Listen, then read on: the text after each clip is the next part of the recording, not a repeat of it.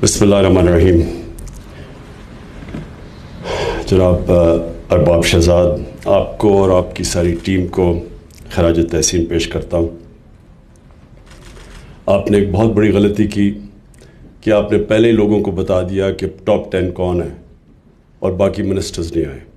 تو next time آپ نے کسی کو نہیں بتانا جب تک یہ فنکشن نہیں ہوتی. میں چاہتا ہوں سارے منسٹرز بیٹھے ہوں، کیونکہ مجھے یہ ریمائنڈ کرواتا ہے.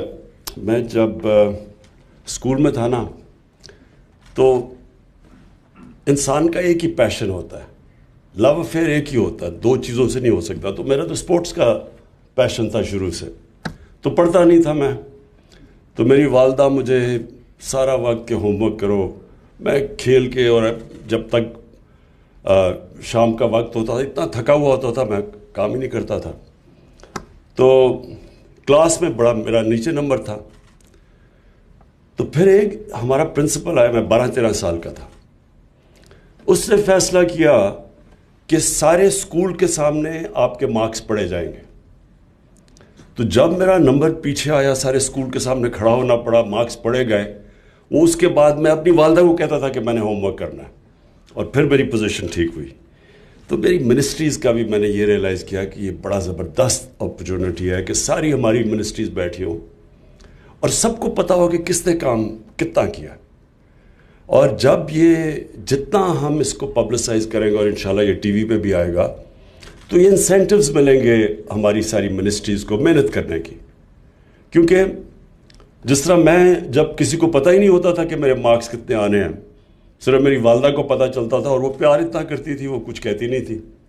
تو ہم بھی یہی، میں اپنے اب منسٹرز کو کیا کہوں، اگر کوئی محنت نہیں کرتا تو ہم کہتے رہتے ہیں محنت کرو لیکن فرق نہیں پڑتا. لیکن جب سب کے سامنے اب مارکس پڑھے جائیں گے، سزا اور جزا ہوگی، تو انشاءاللہ یہ جو ہمارا باقی ٹینیور ہے اس کے اندر مجھے پوری یقین ہے کہ ہماری جو پرفارمنس ہے وہ گورننس سسٹم ہمارا بہت بہتر ہوگا. دو چیزیں میں کہنا چاہتا ہوں. ایک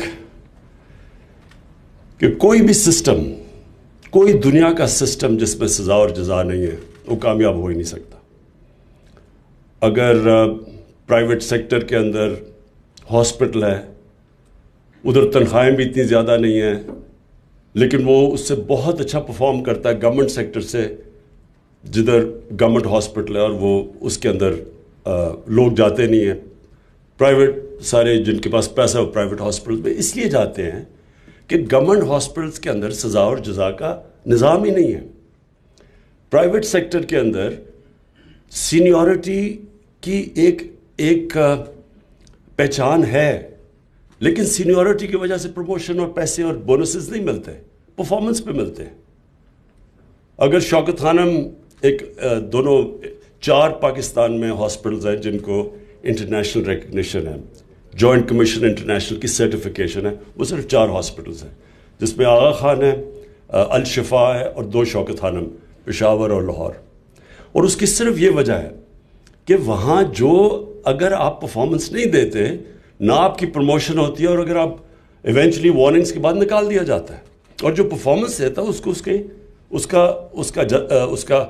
اس کو ملتا ہے، بونسز ملتے ہیں، تنخواہیں بڑھتی ہیں. تو ہماری اب پوری کوشش ہے کہ ہم اپنی منسٹریز کو بھی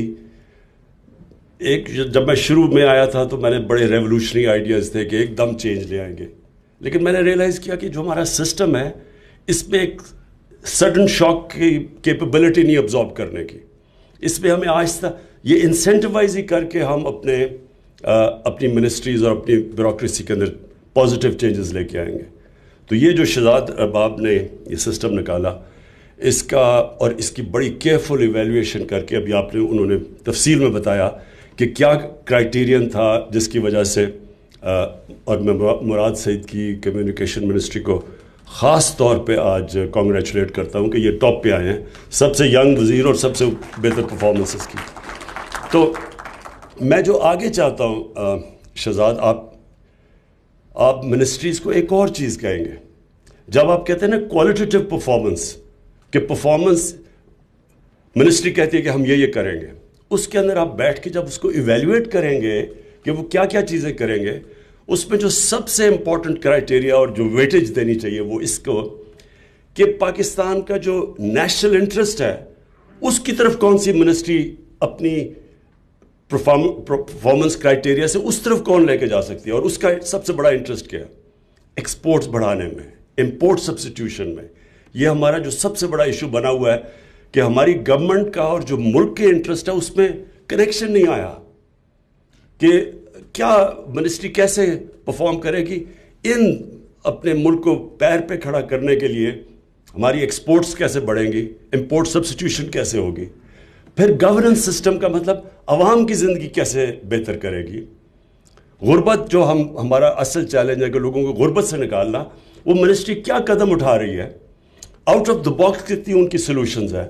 ایک تو ہے نا ساری ٹریڈیشنلی بنی ہوئی ہیں کہ ہم یہ کریں گے، لیکن انسینٹیو سب سے زیادہ دیں کہ out of the box solutions لے کے آئیں کہ کون یہ جو نیشنل انٹرسٹ کی طرف کون سی آپ چیز کریں گے کہ ہم اپنے نیشنل انٹرسٹ کی طرف جا سکیں.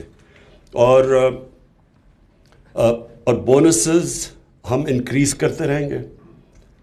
ہم اب یہ جو سسٹم بنا ہو کہ ایک دم سب کی تنخواہیں بڑھ جاتی ہیں، ہم اب جس طرح وہ شروع میں شوکت ترین نہیں ہیں بیٹھے ہوئے، میں نے اس لیے کہا کہ آپ کو نیکسٹ ٹائم بتانا ہی نہیں چاہیے جب تک کہ پتہ نہ چلے، یہاں آ کے سب کو پتہ چلے کہ کتنی اچھا سوری وہ بیٹھا ہوا، کیونکہ میں نے ریئلائز کیا کہ جن منسٹرز کے نام نہیں ہے وہ مجھے نظر ہی نہیں آ رہے گا. تو اچھا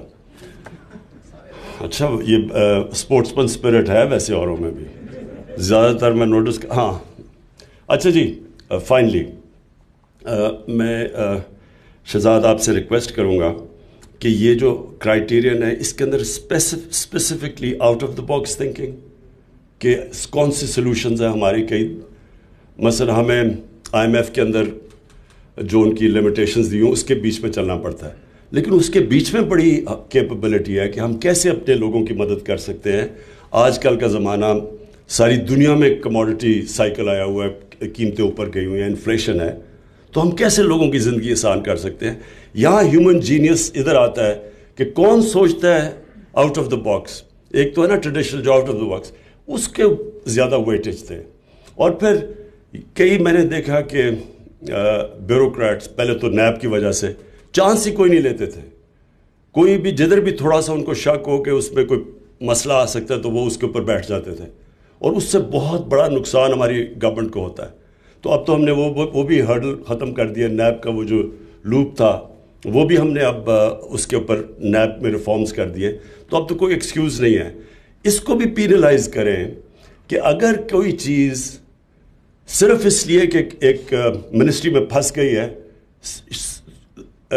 کہ شاید اس میں کوئی رسک ہو اور اس کی وجہ سے ملک کو نقصان ہو، اس میں پینلٹیز لے کے آئیں تاکہ یہ بھی کتنا بڑا نقصان ہوتا ہے صرف اس لیے کہ جی آگے آپ کچھ کر ہی نہیں رہے، مووی نہیں کر رہی فائل.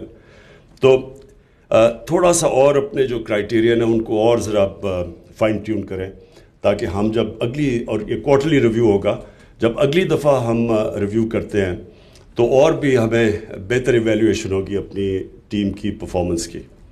شکریہ.